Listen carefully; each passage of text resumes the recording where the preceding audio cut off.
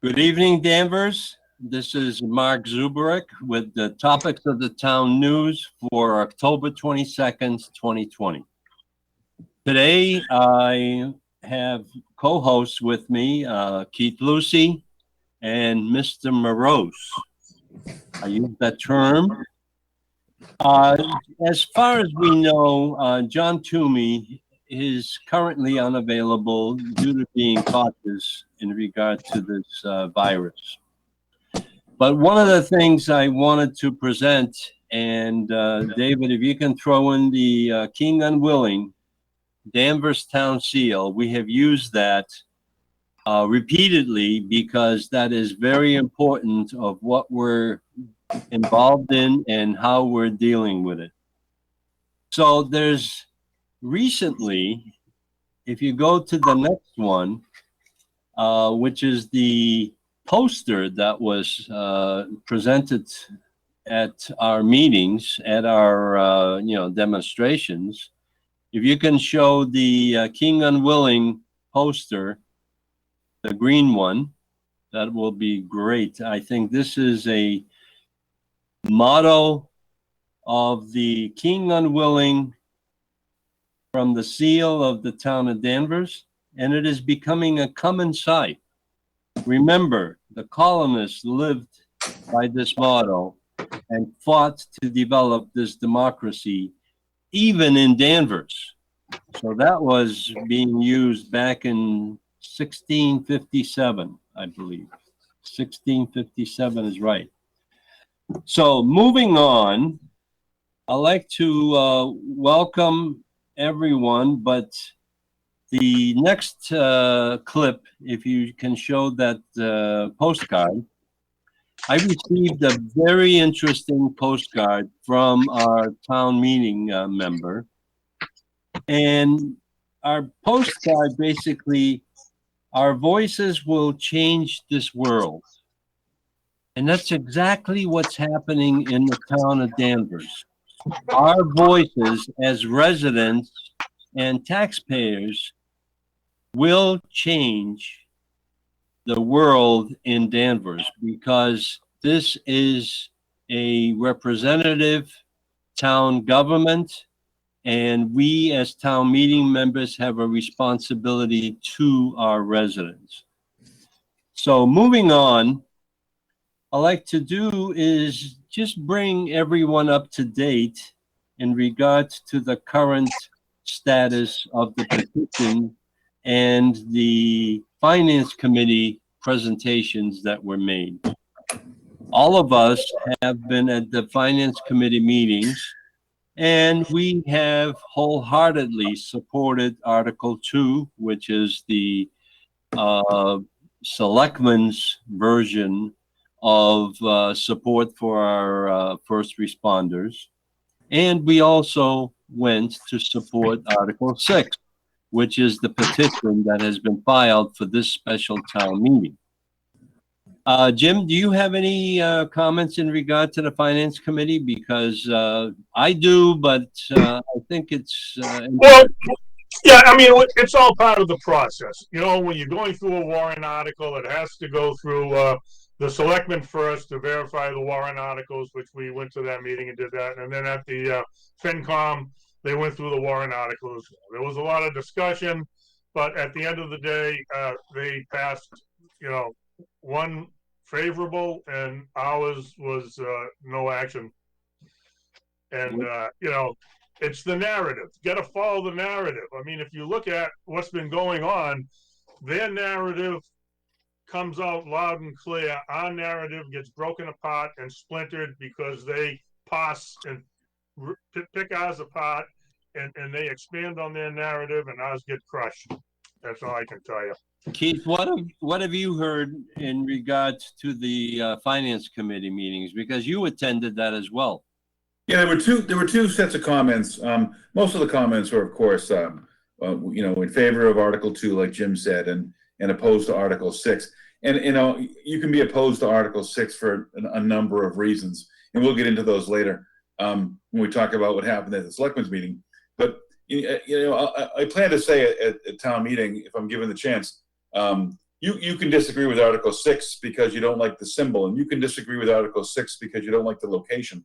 You can disagree with Article 6 because there was no prior approval. But please don't think you have to vote against Article 6 because you don't have the authority to. That was the most disturbing from an attorney that's on the Board of Selectmen to think that we've elected, a king in Danvers, named under the name of the town manager that has a final say on things. I've asked the chairman of the finance committee to pass along a question to that member to say, what is the recourse if the town manager was to make a decision that you didn't agree with? Is it final? What if we had a right-wing town manager that didn't like the pride flag and decided not to fly the pride flag? Would that decision be final? Would it be the end of the line? Or would the process outlined in the town charter, right, and by the way, by mass general law, be applicable? The process that we followed, Mark, gather signatures, petition the town, put it on a warrant, call a special town meeting, and let the town meeting members vote, right? The town council has unfortunately become the town manager's council. And really what happens now is the town's council is the attorney general's office. And so let the attorney general's office make the final say whether or not the town meeting has the authority to do what they try to do. Because certainly, we have enough history in town to know that we have never seen a citizen's petition favorably acted upon, because they show that, they see that, and it's a threat to their authority to say, we can't possibly let the rabble tell us what to do. We know best. We are 1 Sylvan Street, right? And that's the opposite, Mark, of what you showed, the king unwilling. What happened with that motto is, in 1752, actually, the town of Danvers tried to separate from the town of Salem and was not allowed to, and they did anyways, and they said, the king unwilling, we are Danvers, right? And yet now we're back into that same mindset that somehow this special person, the town manager, has all this authority that we can't supersede, AKA a king. Now the Salem News called him a dictator. We didn't call him a dictator. We never called him a dictator. The Salem News called him a dictator, even though we got blamed for it. Well, see, that's how the fake news works. They put their commentary in, and people think that's what we said, or it gets attributed. But I want to just go back just quickly, Mark, because I should have said this, but Keith reminded me. Even at the selectmen's meeting, as Keith said, Gardner Trask specifically said, even if, our Article 6 passes, and he thinks there may be issues with it, but the Attorney General will make the decision. So it is okay for us to vote for this. Any town meeting member has the authority, because we are the legislative body. There's 3 different bodies. Right. And we're equal. Let's get right into the Article 6 that's going to be debated and decided at town meeting. This is the petition that has been signed by over 450 residents of Danvers. And as far as we're told, it's a legal petition, and it was determined to be a proper and legal petition by the town council, who really represents only the town manager and the Board of Selectmen. He doesn't represent the rest of the rabble rousers, like you said, Keith. But the thing is that let's get into it. The petition has been filed. The petition has been very broad. I mean, it just says a flag. It doesn't. Right. And so, Mark, the origin of that petition, right? Sometimes your first petition is to get the conversation started, right? We are, and you've been to all the meetings we've had. It's a conversation starter. Now, we've since then. It's been what? It's been almost 2 months now, right? That petition was started in late August. It's now late October, and we've learned, right? We learned a few things. We learned that they didn't like the symbol. So what did we do? We changed the symbol. We learned they didn't like the location of the back of a fire truck, so we changed the proposed location to flagpoles. We learned that they didn't like the lack of process used to put the flag up in the first place. I've already described it. There was a process. The process was, and you'll see it if you go back and read the emails back and forth between the town manager and Fire Chief Amaral. The process was the firefighters would fly flags periodically, American flags. They would fly armed services flags, right? And so in one of his emails, he said, when I saw this flag go on the fire truck, I thought nothing of it, right? So it was the same process that was followed. The process was no process. Go ahead, guys, fly flags on the back of the fire trucks. I get it, right? There should be a process. And by the way, then so the process we're following now is that process. So anyways, we followed a process. We now have a secondary process appealing directly to the Board of Selectmen, which we'll get to. So in their joint statement, though, Mark, they say they wanted to find a way to honor first responders. We gave them that, and they refused. They said they wanted to end the fighting in town. We gave them a way to do that, and they refused. We offered them a gift, and they refused. So I'm starting to think that they really aren't telling us what they really want. And what they really want is us to shut up. Well, as far as I'm concerned, what has happened is that there is no policy in regards to flagpoles, and they only reply to people after my discussions with 3 selectmen at that time. There is no process. And what I asked is, what do we need to do to get this done? And I was instructed that we should ask for permission to fly these flags. Right. And we did. We even went as far as to buy 5 flags that we wanted to donate to the town.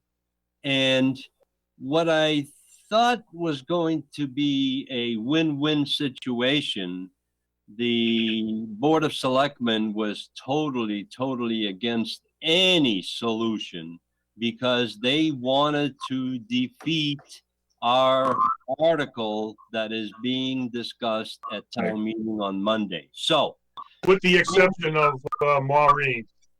Well, I'm going to get to that. And what I like to do is, David, if you can run the presentation that we, Pete, myself, and Doug Bean did for the Board of Selectmen, I think you'll see that the attitude was totally against it. So, not that one.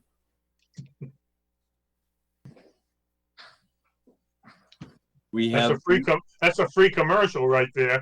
There you go. Well, that's part of the the.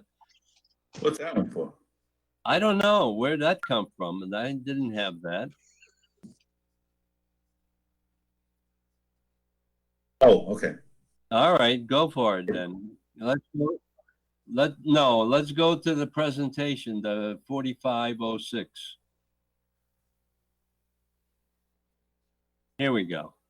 Mr. Chairman, welcome. The piece that you have in front of you is slightly updated and shortened, and I would, I'd like to make a brief presentation here in regard to the proposed solution that we have sent to you, and we want to address the issues.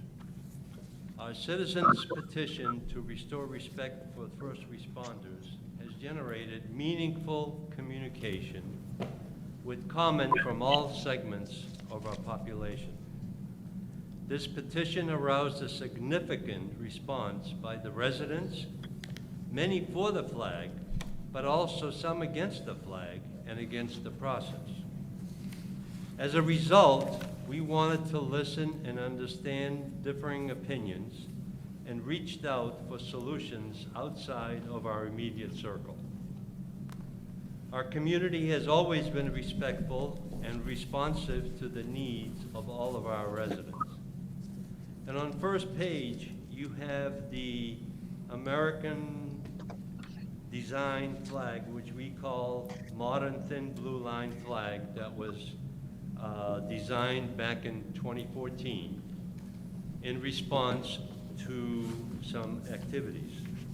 The above version of the thin blue line flag emerged around 2014 as the Blue Lives Matter movement grew in prominence.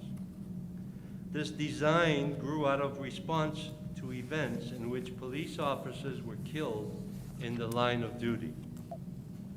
The above flag was intended to be a sign of respect for their dedication and sacrifice to our communities. Now, we'll have Mr. Bean give you a little rundown on what we're proposing. Right, our proposal is a petition to display the traditional thin blue line flag on municipal property. The traditional thin blue line flag was created well over 100 years ago to symbolize all law enforcement personnel in a manner similar to the Red Cross symbol representing medical personnel. And this is the flag. He's got a bigger one for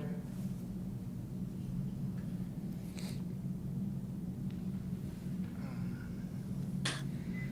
The thin blue line embodies the unbreakable component of law enforcement, standing as a safety barrier between the law-abiding citizens and those who would harm us. The Board of Selectmen, the resident petitioners, and our community all agree that our police deserve respect and recognition for their service and sacrifice. Our most pressing issue on this issue is to consider the needs and feelings of our entire community. We propose that the traditional thin blue line flag be adopted and fly on Danvers-owned properties to affirm and restore respect for first responders. So, Mr. Chairman, our proposal consists of the 4 items that we have in front of you. And one of the things I like to do is we, the petitioners, want to donate 5 of the thin blue line flags to the town in support of our police officers. And Mr. Bean will get those to you. Hold off. Not yet. Yep, right there's fine. Okay, the second item on our petition here is that we petition this select board to fly these donated flags. The thin blue line, the traditional thin blue line flags, in respect of our police officers. The third item on here is that we petition the select board that these flags be flown on municipal properties as any other flag that you have designated in the past, initially for the remainder of October 2020. This is a request to provide goodwill. In addition, we want to petition that beginning in 2021, the select board will agree that the flags be flown on municipal properties during the annual Peace Officer Memorial Week month, during the month of May, and or during the month of September for 9/11. This will be in recognition of sacrifices made by the police and first responders, specifically to commemorate all fallen officers. We want to commemorate the service and sacrifices that our police provided to us every day. By this proposal, and by adopting this non-controversial symbol, we seek to unify the town in support of our local police and first responders. We request that the Select Board consider and approve this proposal, and that by cooperating in this manner, our town can become a model for solving problems collaboratively without rancor or controversy. you have any questions, we're here. So, thank you for, Okay.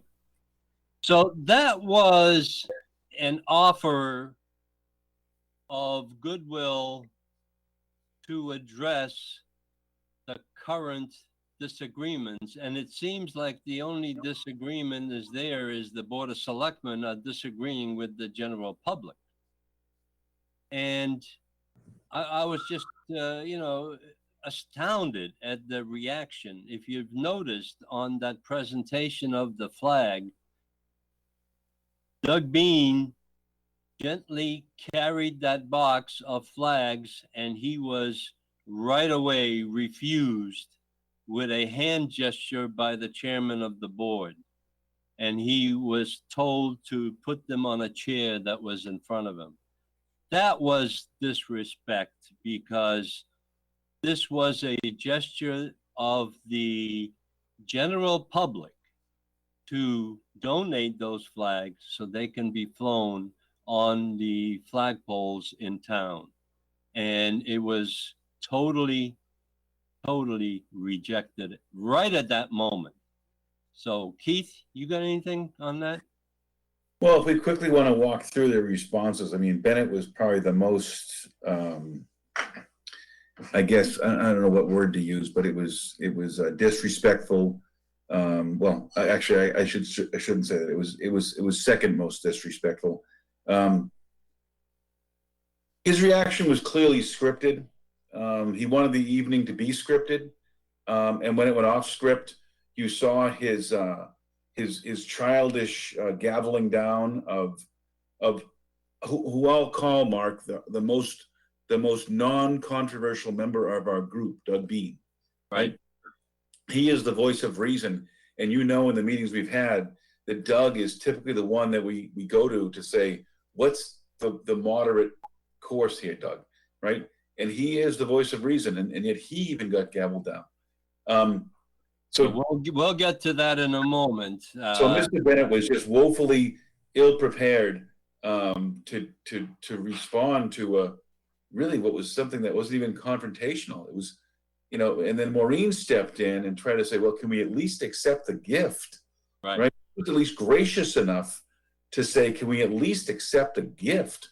I mean, that's just amazing. So if I go to the other three, Bill Clark, was the only word I can use for his presentation was unprepared. We'll get to those. We have a clip for that. But Jim, what is your reaction? Well, my reaction is it's like deja vu all over again. They redundantly repeated their narrative over and over again with different nuances, but at the end of the day, it was the same stuff. I mean, even to the point where, I was sitting there and I'm saying, I remember Gardner Trask and a few other people when saying that we, largely accept the traditional blue line flag that's been around for 100 years, and that's already flying on the trucks. We're happy with that. So now all of a sudden, it's not a nice flag. All of a sudden, they changed in midstream. It's like, oh, so there's something more going on. What that is, I don't know. It's kind of like the cancel culture. They keep moving these, you have a discussion, you try to have a discussion and you make some points and then they move the goalposts. That's right. And one of the things that struck me was during their comments, which we'll get to in a second, there was an accusation that we as residents somehow started this rancor and disagreement. And it was this was a reaction to an action that was done by the town manager and the absence of the Board of Selectmen input. So that's where I want to, move on to the Gardner comments. And what we'll do is we'll go to clip 2, which is the Gardner comment. David, please. What are the time coordinates on that? 56 5230 to 5604. Gardner, your comments? Sure, thank you, Mr. Chairman. I echo a lot of what you're saying. Earlier, we talked about the town manager's goals, and he outlined goals that he's actually been pursuing. You know, I took notes tonight, I took notes last night in FinCom, and I hear a lot of, we're on the same team, a lot of unity, a lot of talk about compromise, and presenting a solution to us. And I'm glad for that. I'm actually very glad. I met with people that I haven't met with for a long time because we've been diametrically opposed on a lot of political issues. I met people that I met with Doug, and we haven't been in that forefront. I met with Mark, and it was a very fruitful discussion, and I appreciate the outreach, and I appreciate the discussion. But we sat down and we talked, and we said, what can we do to get past the current issue? But this is a current issue that was created with this incident. It wasn't that Danvers had a long-standing or systemic issue where some people didn't respect the police, some people didn't respect first responders, and even the name of the group is Restore Respect. Well, until the first week of August, when a firefighter put up 3 flags and was asked to take them down as a matter of not following policy, it became public. And someone in this room made it public on Facebook, they contacted the media, and it blew up. And it blew up really ugly. And and we were forced to confront the fact that if we didn't believe in that flag design, the American flag design, we obviously hated police. And that really bothered me, that I was being put in that untenable situation where someone's telling me I don't support police because I didn't salute the flag they decided represented police support. The town had a symbol, the symbol that you're offering as a gift, and I appreciate that. And it's already been approved. It's already on the fire trucks. There's no approval of that symbol at this point. We talked about it at the last selectmen's meeting and at the warrant meetings. And what I'm concerned about is, and like you, Mr. Chairman, said, I want to go to this town meeting and I want this voted on because I want it voted down hard.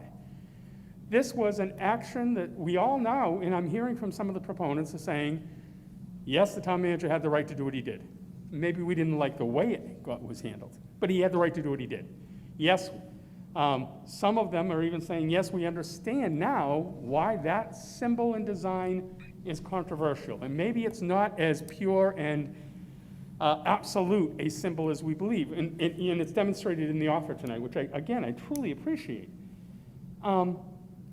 But this thoughtful offer, this sit down, let's talk, should have happened 8 weeks ago and not embroiled the town.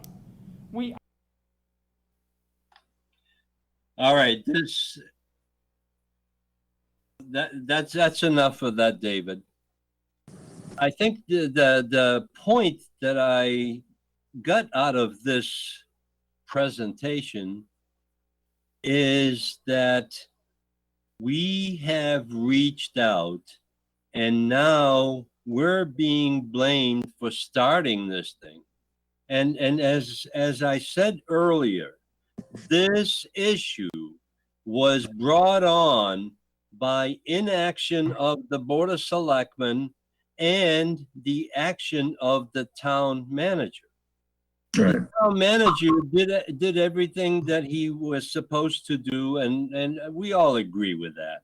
The thing is that the Board of Selectmen did not influence the decision because it was a symbol that was materialized as a political symbol, and the firemen and the police used that flag for years in other communities. And if you look at today's billboard in Beverly at Cabot Street, the thin blue line flag, the modern one, is displayed proudly. So the thing is, What are we running away from? What are we being scared of? Keith? Well, I'm highly concerned when I listen to the narrative. He said the issue was created, so we have to focus on like root cause corrective action. So you look at the situation of events. The flag was flying. There was no issue.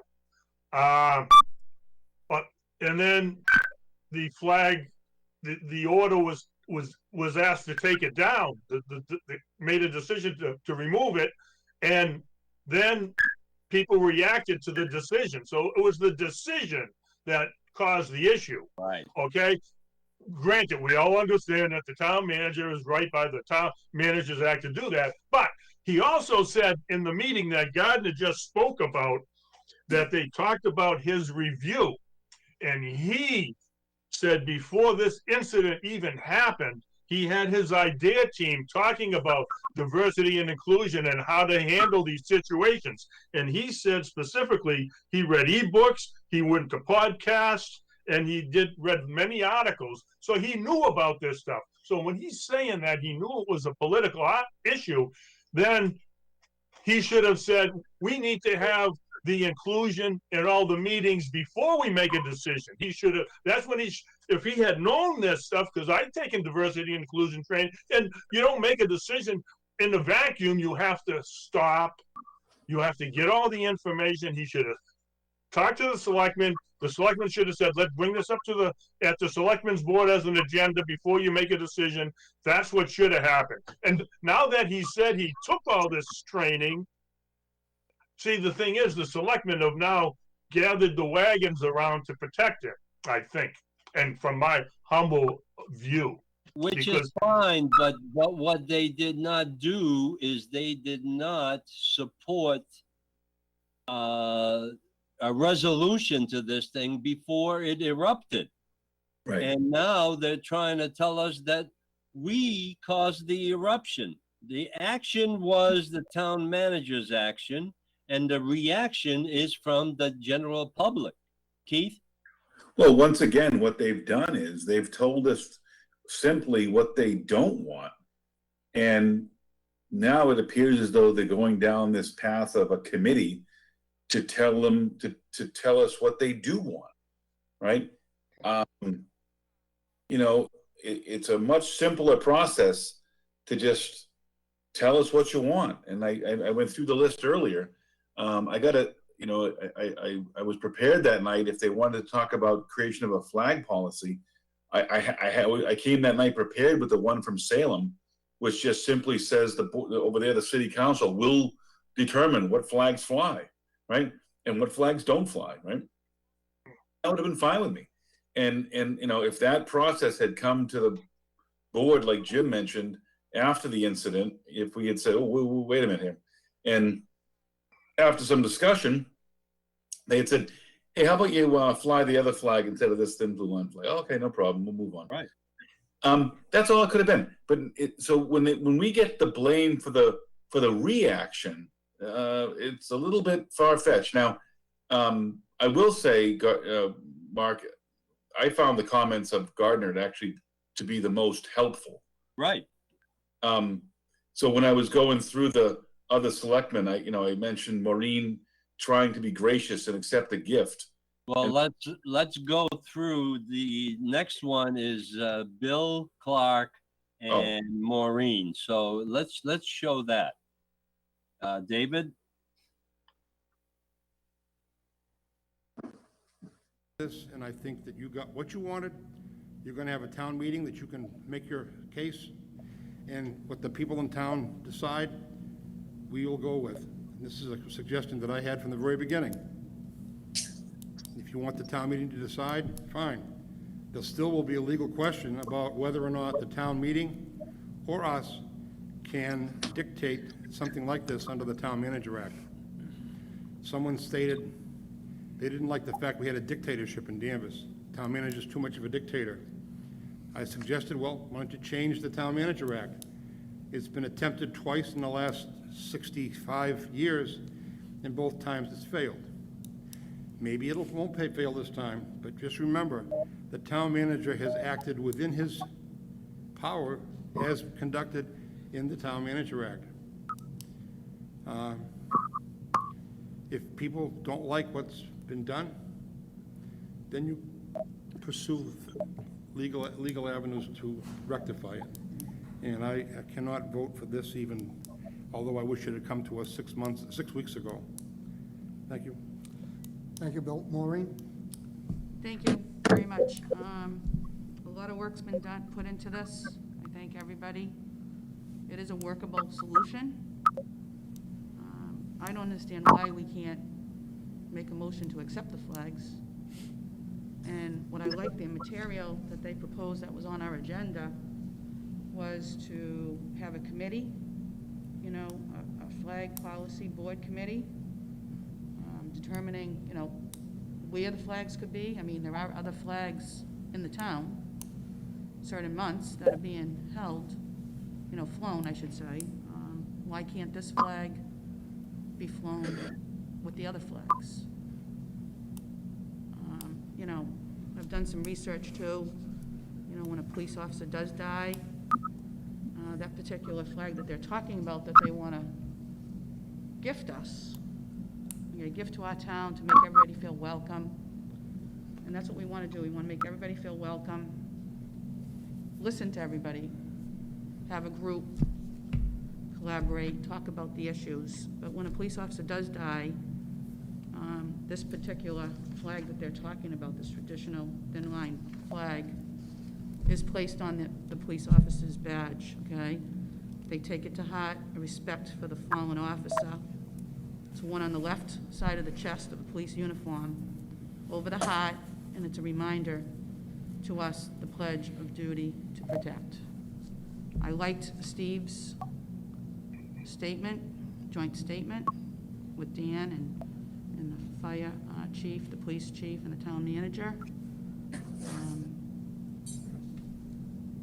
If I had to make a motion, I'd like to accept the flags as a gift and maybe work out some more details on, you know, when we can fly them.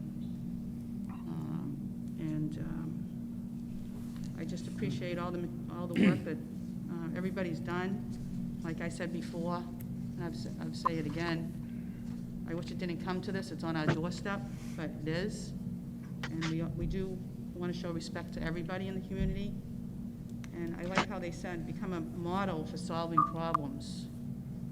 You know, let's put our thinking caps on and be problem solvers. But I would vote to accept or make a motion to accept the flags and then work out some details on when and where they are to be flown.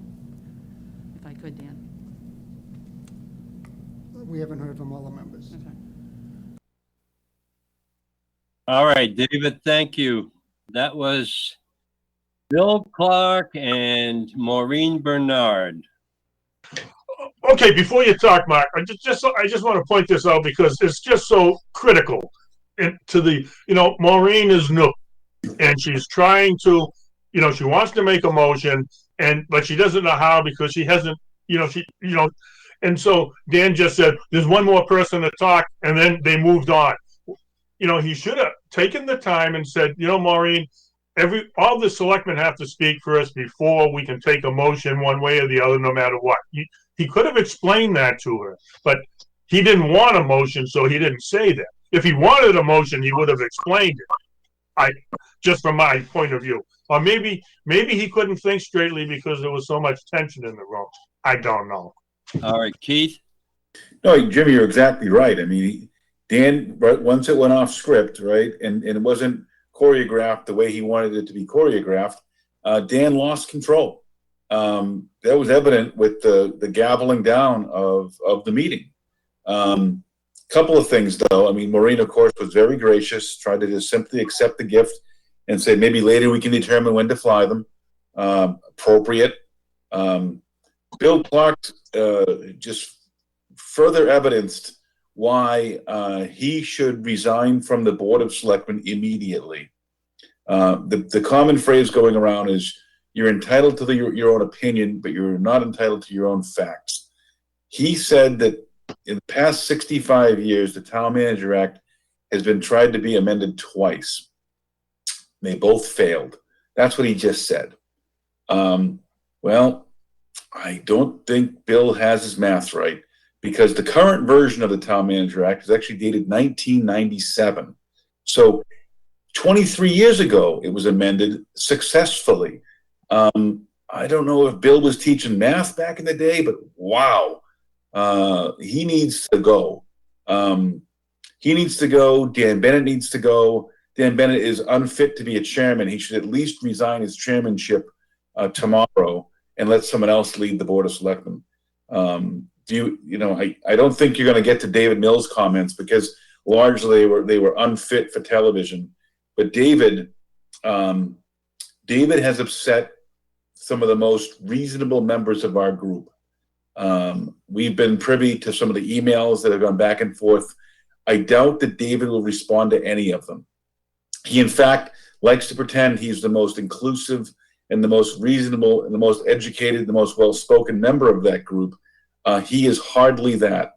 He is the one of the five that never responded to any of our invitations to talk, right? That's how inclusive these people are. No, we will not even talk.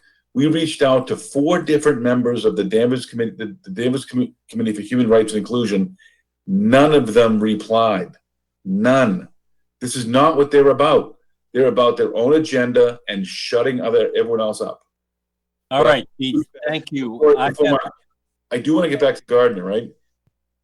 He has been the most outspoken against what we're trying to do, but he's also been the most outspoken that we need to do something. So some of his comments he said, no one ever doubted that we support the police before August. No one ever openly doubted that we support the police before August. That's right. Some police officers I invite him to about what they've seen for disrespect in this town, right? It's unbecoming. So he is of the 5 up there, of the 4 that aren't Marine. He is trying his hardest to actually get something in place, and I give him credit for that.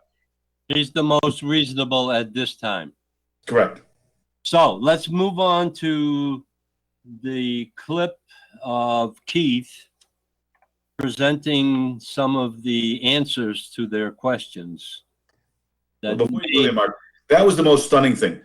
When we got gavelled down, we were simply trying to answer questions directly posed to us by Mr. Mills, and we were gavelled down. Dan Bennett didn't even want to hear the answers, right? That's how closed they want the discussion to be. Let's go through the clip, David. And I think that will answer a lot of the questions. Now I want to refer to public record, which is the recording of the Trump Blue Line rally that took place in front of my house on November 3rd. It was that same officer who said, "We will never back down. The police will never back down." And that was a rally of September 3rd. About the Blue Line flag. Are you saying that that position has now been changed? A lot of emotion was involved, David, here. A lot of emotion. And cooler heads have prevailed. And we've put a lot of work into this, right? And we tried to really, and by the way, I'll re-emphasize, nothing that we're asking for tonight, which is to accept these flags as a gift, to please fly them in May, first Police Officers Recognition Month, and please fly them for the rest of October. That's all we're asking, those 3 things. And none of those 3 things get in the way of the coalition building and the further discussion, right? But this is really a first step in healing. Now, the emotions are still raw. I see them tonight, right? And it upsets me because we've tried to be more pragmatic over the last 3 weeks in our meetings, in our outreach, and everything else. And we thought we were making progress. And I'm frustrated that apparently we haven't. But the long-term solutions that we're already discussed here, one of the reasons we moved from September to May was because we want to make a proposal that we recognize firefighters in the month of September, right? We have a fourth spot on those flagpoles that are so, I love the pride flag. It's beautiful, right? I really do, right? And it's used 1 month out of the year. And Selectman Bernard said, you know, we have an opportunity here, right? And this is why we say the model within town, to pick a month that's meaningful to police officers. And that month, we discussed it with several police officers. The month of May kept coming back. It's Police Officer Appreciation Month. National Conference in Washington, D.C. Hundreds of thousands of officers from around the world attend. And that's what drove us back to May. And we said also, remember, September is an incredibly meaningful month for firefighters. And we were going to come back with a proposal to use that flagpole in the month of September with a different flag, not the thick red line flag, but there's a firefighter remembrance flag that's black and red and with a gold emblem in it. Beautiful flag, beautiful, beautiful flag. I'll be back in a few months to try and gift those to this town. And you may not believe me or not, but I also would like to see those extra flagpoles used in the month of February. I know from being on the board that we declare and we honor Black History Month annually. There's an opportunity, my proposal would be to fly what's known as the Juneteenth flag, which declared the end of slavery during the month of February. I would like to see that flag used more often. And that's when I said, you know, we heard former Selectman Powers say, the back of the fire truck is no place for a flag. He's exactly right. Flags belong on flagpoles. He's exactly right, right? So we have moved past the initial symbol. While we love it, I think it's the most well, not the most beautiful thing, but a very, you know, we've had, Mr. Farmer and I have had very heart-to-heart discussions over what that really means and how it combines the two, the American flag with the blue line flag, and said, this is what, you know, but I understand it's been hijacked. I get it, right? I wish we could take it back from those awful groups. And you know, we've learned, right, that this is and we've heard from Mr. Trask, this is I wouldn't say a zero controversial flag, but a much less controversial flag with much more history, right? This is the original thin blue line flag, recognized internationally. May I speak, Mr. Chairman? Well, I'm just going to say to Keith, if I may, just 1 second. But my point was, nothing that we're I trust proposing. you. I appreciate the ideas of using the different flags for the different months, and I hope you'll be able to work with a coalition group that the town manager is going to put together to bring forth those ideas. Because I don't think we, as a Board of Selectmen, should pick what flag should go when and where. I'd like to hear from the community on what is appropriate and what is agreeable. And I thank you for the work that you've been doing the last couple of weeks to try to provide us a solution to move forwards. And I think we'll be able to do that in the future with a coalition group made up of police, fire, EMTs, dispatch, whomever, as well as community members with different views. And that's the direction that if you were listening on October 6th, I said that's what we were going to do. I understand. But And that's what we're going to do. Mr. Chairman, I understand that, but what we're asking tonight does not get in the way of any of that activity. But it heals this wound tonight. It makes town We're meeting. going through town meeting to vote on your petition, and that's what I recommend. Well, yeah, I mean, healing is better done sooner than later. And That'd get a broader number of people involved. what's that? That'll get a broader number of people involved. I can't hear. Mr. Chairman? Quick comment. May I finish, Mr. Oh, I'm Chairman? sorry. Yes, David, please finish. I want it to be clear that it is erroneous to say that this substitute flag is without controversy. As a matter of fact, since 1970, the thin single blue line has been used in tandem with crossing the thin blue line with the concept of blue wall silencing, an informal code among police officers used to cover up police misconduct. I never in a million years would accuse any of our phenomenal Danvers police of that. But I represent a constituency that's old, elderly, puts the dots together and was terrified by the Trump Blue Line rally in front of the town hall and the things that were said on behalf of the Danvers police to frighten elderly people who are frightened. And as far as having this flag substituted for the other one, they aren't going to get it. And at least initially, they're not going to put the dots together because you have scared them. And you were an organizer of that, along with Officer Frost and others. And you are the same people that are putting this before us. And my constituency of older, gay, lesbian, black, Jewish, other people who form a minority in this town. And by the way, when Officer Frost spoke in front of the Trump rally, he used the superiority of the majority on 2 different occasions. And guess what? The majorities heard that. And I don't know how we are going to repair the damage to the bridge of trust between people and the police officers that the Inclusion Diversity Committee has been working for 30 years to build that bridge with the help of committed Danvers police officers who joined us. But the damage done on that night and the damage done by this controversy is really sad and breaks my heart. I think I've said enough. Thank you. So at this time, we have 2 different opinions. You want the board to hear your request? We heard your request. I think Mr. Chairman, can I just respond for 30 seconds to something that... No. We're set. Judge Mills just impugned our integrity. Doug? In my business, Doug, I'm going to call for a integrity recess. Recess. That's it. We're taking a 5-minute recess. Okay. This is a result of the selectmen hearing the general public of what is the problem. They don't understand. So, Keith, what have you got? That last 30 seconds showed you all you needed to know. Right.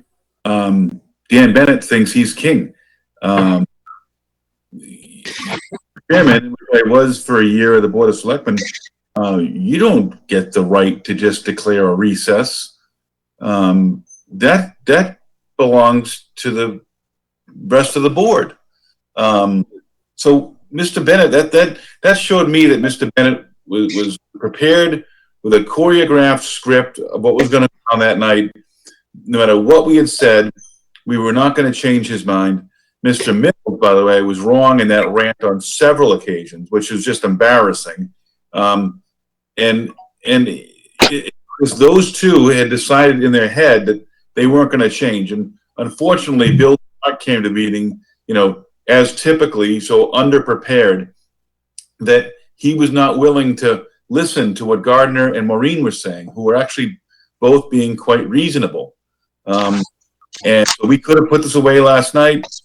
They missed Tuesday night, rather. They missed the opportunity. So now we move forward to town meeting. Jim? I'll just use the old sports analogy. You know what I mean? The cancel culture is on the offensive. They're out there and they're just going to trample on monuments, on symbols, on any icon of American ingenuity and Americanism. Okay? And so they're on the offense. The firemen and the police they're on the defense. We have people across the country screaming, "Dead cops, when do we want them now?" Okay? And so they're on the defense, and that's their flag. And so emotions went high. We have to accept that and move on. If there's fear, then we need to have a meeting and let's allay that fear. Knowledge will remove fear. Okay? And Thank you, Jim. okay. Jim, the one thing that I gathered from this brief encounter at the selectmen's meeting is that our symbol, our town seal, is very, very appropriate. And Mr. Clark doesn't seem to understand that the kings are unwilling in this town to listen to the population that they are supposedly elected to govern. They are not beyond being recognized as the kings, because we just saw that. Now, I have one last clip, but I think that, David, if we can throw that on real quickly, and then we have to wrap up because we're running out of time. Only 5 minutes left. I know.